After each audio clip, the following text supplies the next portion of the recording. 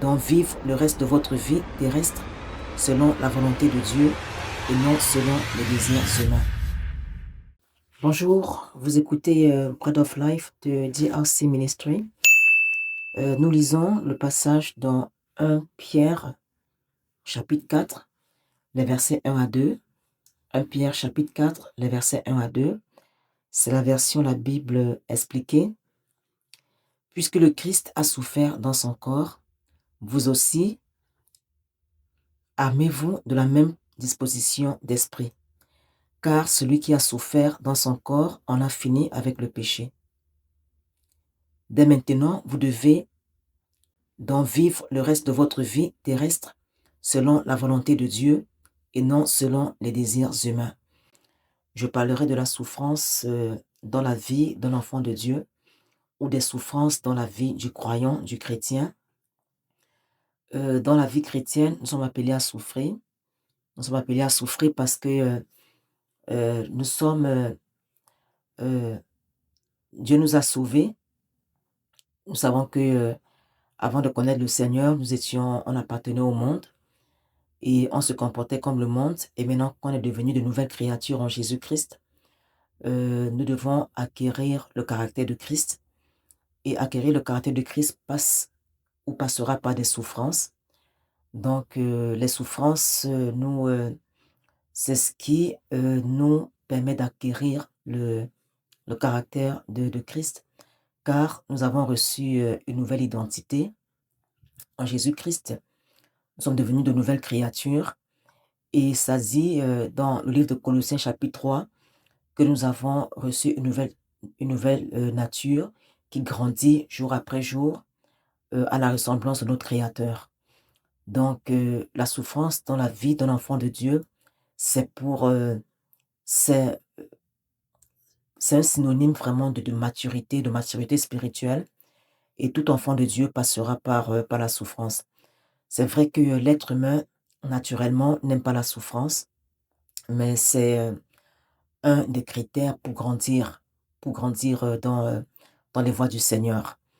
Et peut-être présentement, toi qui écoutes cet audio, tu passes par une souffrance. Je t'encourage à ne pas baisser les bras parce que dans la souffrance, on est épuré. Dans la souffrance, nous sommes épurés. Et c'est à travers la souffrance que nous voyons réellement qui nous sommes. Donc, je t'encourage à ne pas baisser les bras. Et dans la même lancée, on va lire aussi le passage dans 1 Pierre, chapitre 5, les versets 8 à 11. 1 Pierre, chapitre 5, les versets 8 à 11. Je lis toujours dans la version la Bible expliquée.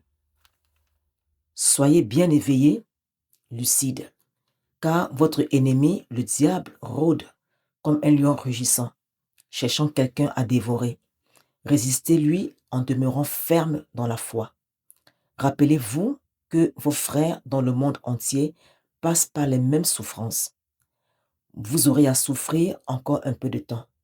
Mais Dieu, source de toute grâce, vous a appelé à participer à sa gloire éternelle dans la communion avec Jésus-Christ. Il vous perfectionnera lui-même, vous affermira, vous fortifiera et vous établira sur de solides fondations. À lui soit la puissance pour toujours. Amen. Donc ici, l'apôtre Pierre parle vraiment des souffrances parce que ce qui arrive dans la souffrance, nous croyons que nous sommes les seuls à souffrir et le diable souvent va chercher à nous tromper comme quoi, regarde, tu souffres, tu es le seul à souffrir ainsi, mais c'est pas vrai parce que ici, l'apôtre Pierre nous dit que tout enfant de Dieu passe par des souffrances. C'est une consolation pour toi qui écoute cet audio et tu n'es pas seul. Comme l'apôtre Pierre le dit, vraiment, tout enfant de Dieu passe par une souffrance quelconque. C'est vrai, les souffrances sont différentes, mais toujours est-il que le but des souffrances, c'est pas de nous tuer. Non, au contraire, c'est vraiment pour nous rendre plus forts. Ça nous rend plus matures pour pouvoir représenter, valoriser Christ dans notre génération.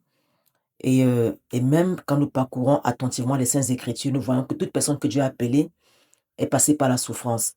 Que ce soit notre Seigneur Jésus-Christ lui-même, il a passé par la souffrance, il a été rejeté, il était incompris par sa famille, par ceux qui le suivaient.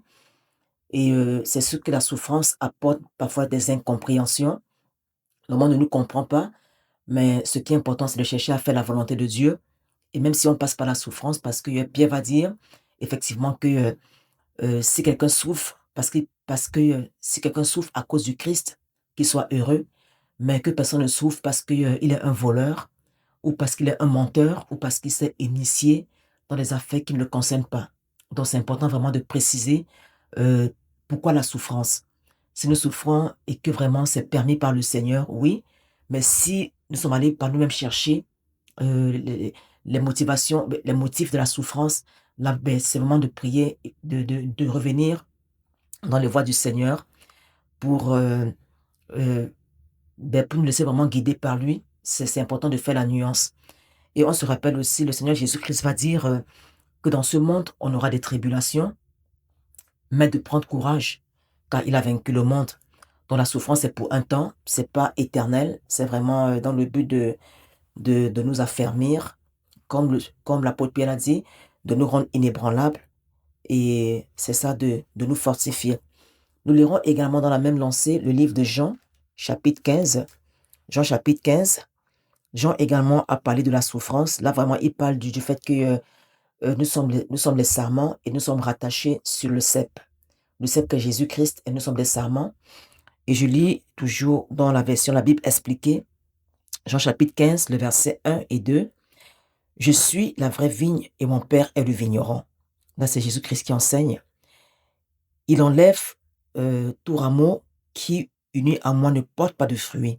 Mais il taille, il purifie chaque rameau qui porte des fruits pour qu'il en porte encore plus.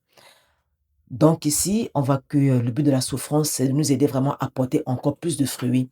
J'aime souvent prendre l'exemple de l'or. J'ai eu à voir une fois un documentaire de comment est-ce que l'or était extrait dans le sol. Quand l'or est extrait du sol, c'est vraiment tout sale. Il y a beaucoup d'impuretés. Il y a beaucoup, oui, beaucoup d'impuretés. Mais quand il est passé au feu, il est vraiment raffiné. Et l'or, souvent que nous voyons vraiment exposé derrière une vitrine, ou bien peu importe, l'or est passé par différents processus. Donc, l'or est comme déterré, mais il n'allait de rien. Fait que la souffrance, vraiment, c'est vraiment pour, comme je l'ai dit au début de ce message, vraiment de refléter qui est le Christ. Parce que des fois, nous voulons vraiment, c'est vrai, des fois, on dit, ben, je veux ressembler au Seigneur, mais pour ressembler au Seigneur, ça passe aussi vraiment de passer par la souffrance, par des persécutions, des fois même. Et n'oublions pas que toute souffrance pour le Christ a une récompense. Parce que ça dit, on se rappelle, Jésus-Christ, un jour, il enseigne, il va dire, heureux serons-nous quand on sera persécutés, quand on dira des choses faussement nous concernant, parce que son nom est invoqué sur nous. Il va dire de nous réjouir. C'est ainsi qu'ils ont persécuté aussi les prophètes qui ont connu le Seigneur avant nous, car au ciel, on aura une grande récompense. Donc, ceci vraiment, c'est un encouragement pour toi qui écoute cet audio. Toute souffrance que tu enduis pour le Seigneur a une récompense. Et même Pierre va dire de s'estimer heureux quand vraiment on souffre pour le Christ. Et je vais prier pour toi maintenant. Je veux prier vraiment que le Seigneur t'accorde cette grâce vraiment de demeurer vraiment ferme dans la souffrance, de ne pas baisser les bras. Comme je l'ai dit souvent, c'est pas facile, mais on sait que la grâce de Dieu est plus que suffisante pour nous aider. Père éternel, merci. Merci parce que Père, tu as dit Seigneur que dans ce monde, on connaîtra la souffrance, mais de tenir ferme parce que Père, tu as vaincu le monde. Père, je ne connais pas celui qui écoute ce message, mais je prie que ce message soit vraiment un message pour réconforter la personne, Seigneur, dans ce qu'il traverse, Père. Merci, Père, de fortifier la personne. Merci, Père, vraiment de le relever s'il est courbé. Et merci, Père, de mettre l'espérance où il n'y a pas d'espérance. J'ai ainsi prié au nom puissant de Jésus-Christ. Amen.